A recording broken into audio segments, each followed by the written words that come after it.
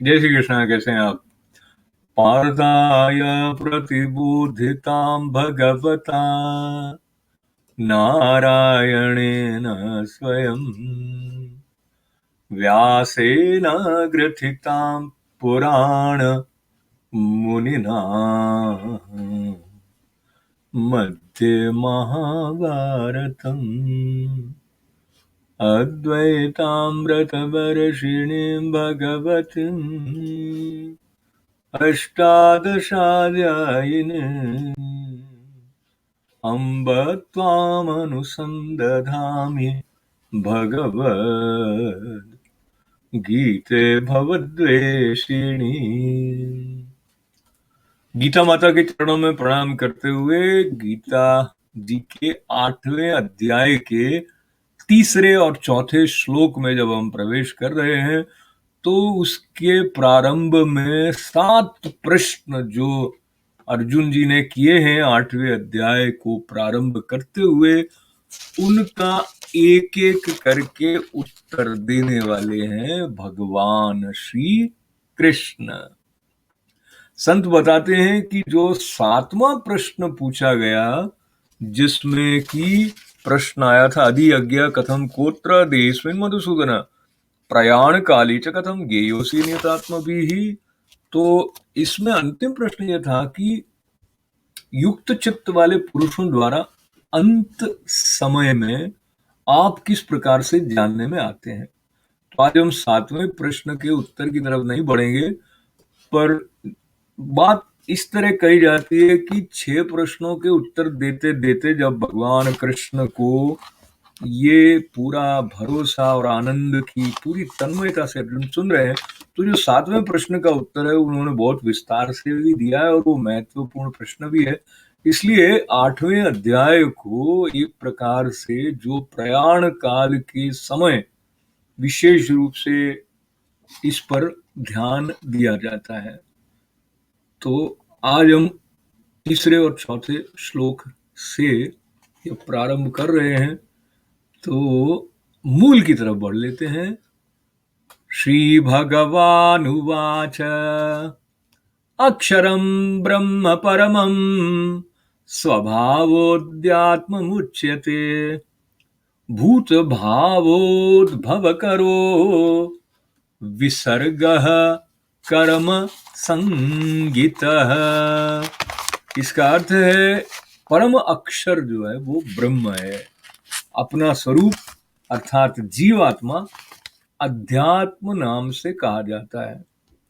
और क्या बताया, भूतों के भाव को उत्पन्न करने वाला जो त्याग है वो कर्म नाम से कहा गया है। भूतों के भाव को उत्पन्न करने वाला जो त्याग है वो कर्म नाम से कहा गया है। तो हिंदी में अर्थ पढ़ने के बाद भी लगता है कि बात पूरी तरह से पकड़ में आ नहीं रही है, तो संतों की वाणी का आश्रय ले लेते हैं, शायद कुछ बात बन जाए। तो मूल रूप में आज जिन संतों की वाणी का आधार लिया जा रहा है उसमें हमारे दादाजी जो स्वाध्याय परिवार वाले हैं उनके वचन भी हैं और स्वामी शिवानंद जी के वचन भी हैं। तो उसमें से पहली तो बात ये आ गई कि अक्षरम ब्रह्म परमम, अक्षरम ब्रह्म परमम। तो ब्रह्म की बात के साथ में जो अक्षर यहाँ पर जुड़ा हुआ है, तो कहते हैं अक्षर शब्द होने से ये है कि ये ओमकार की बात नहीं कर रहे हैं, क्योंकि उनका ऐसा कहना है कि ओम में भी वो लयान्वित हो जाता है। ये अक्षर वो है जिसका कभी क्षर नहीं होता है, वो अक्षय है, वो अवर्णनीय है, शाश्वत है, स्वप्रकाशित है और स्वयं सबको आधार देने वाला है, उसका कोई आधार नहीं है, सर्वव्यापक है, सब तरफ वही वही है और तो और वो सबका मूल भी है। और जैसे हिरण्य गर्भ कहते हैं तो वो है जिससे कि सृष्टि स्थिति और लय है, वो अक्षर है। अक्षर उसके बाद में क्या है, ब्रह्म परमम। तो ब्रह्म जो शब्द है इससे अर्थ बताया कि जो हर देह में अंतरात्मा के रूप में विद्यमान है वो। और अध्यात्म क्या बताया? अक्षरम ब्रह्म परमम स्वभाव ध्यात्म अध्यात्म मुच्यते। तो जो स्वभाव है मनुष्य को, वो अध्यात्म के नाम से यहाँ कहा गया है, क्योंकि जो अहंकार को लेकर भी जब हम आचरण करते हैं, अपनी पहचान करते हैं, मैं करते हैं, तो वो जो अध्यात्म यहाँ पर उस अर्थ में जो सीमित इकाई की पहचान की दृष्टि से कहा गया है। सामान्यतः हम अध्यात्म स्पिरिचुअलिटी और जिस प्रकार से लेते हैं, ऐसा संकेत है कि यहाँ उसका अर्थ आप अपने स्वभाव से अपने को कैसा जानते हैं उसको अध्यात्म कहा गया है। तो बात क्या आ गई? अक्षरम ब्रह्म परमम स्वभावोध्यात्म उच्यते भूत भावोद्भव करो विसर्ग कर्म संगीत। भूत भावोद्भव करो, तो जो कुछ, ये भूत का मतलब वो डराने वाला भूत नहीं है। तो अधिभूत जब शब्द आता है तो ये पांचों तत्वों के साथ में जो कि परिवर्तनशील भौतिक पदार्थ हैं उनकी बात आती है। तो ये कहा अधिभूत वो है जिसकी उत्पत्ति भी होती है और जिसका विनाश भी होता है।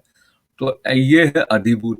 और इसके बाद में अधिभूत की बात को लेते हुए हम अगले श्लोक तक चले जाते हैं और इस चर्चा को थोड़ा आगे जारी रखते हैं।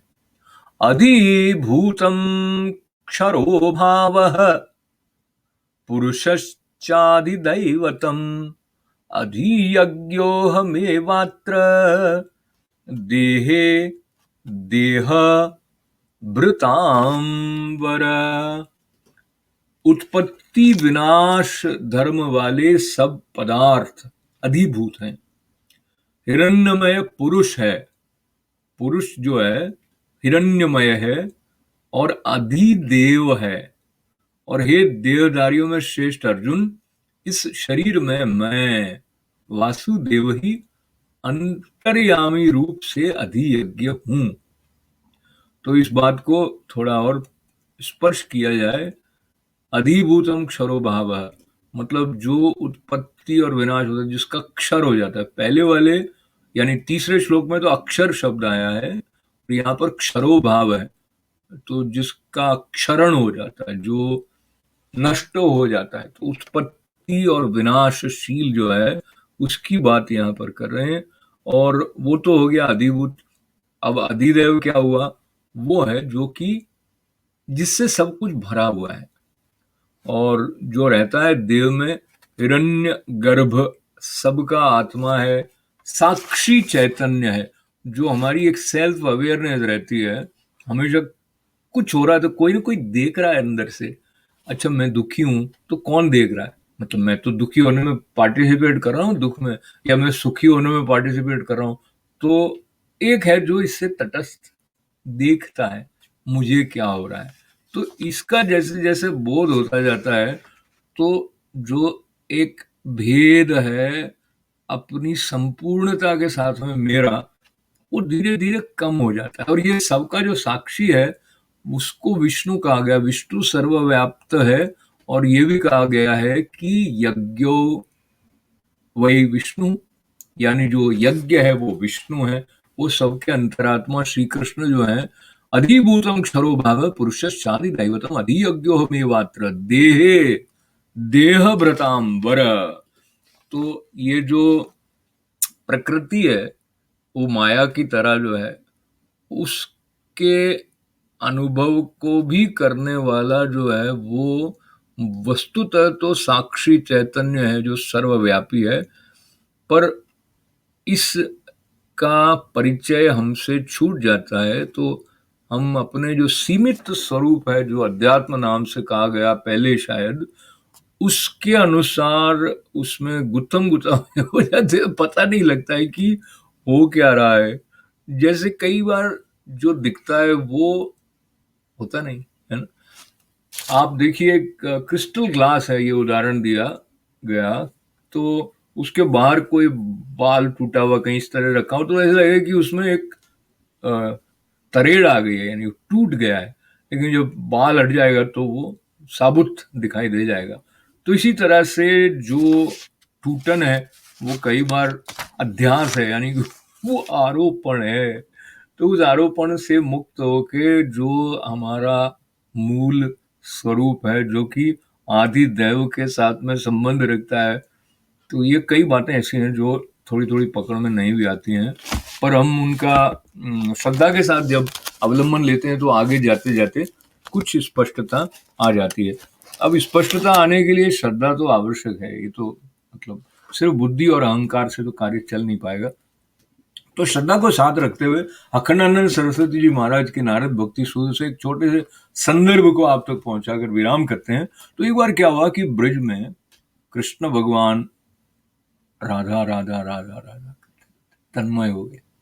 तो जब तन्मय हो गए तो ऐसा संगीत प्रकट हुआ उस तन्मयता में से कि जैसे पूरा विश्व जो है वो मोहित हो गया, और वो जो दिव्य स्वर फैल रहा था, तो देवी सरस्वती जो ज्ञान की देवी हैं वो उससे आकर्षित होकर ब्रज में आ गईं, और जो आई तो वहां पर वो मोर पंखधारी जो है अपने नंद नंदन श्याम सुंदर पर उनकी दृष्टि पड़ गई, मोहित हो गई वो उस पर। उन्होंने भी प्रार्थना की सरस्वती माता ने कृष्ण भगवान से कि मुझे आप दासी के रूप में स्वीकार कर लें। कृष्ण भगवान माने नहीं।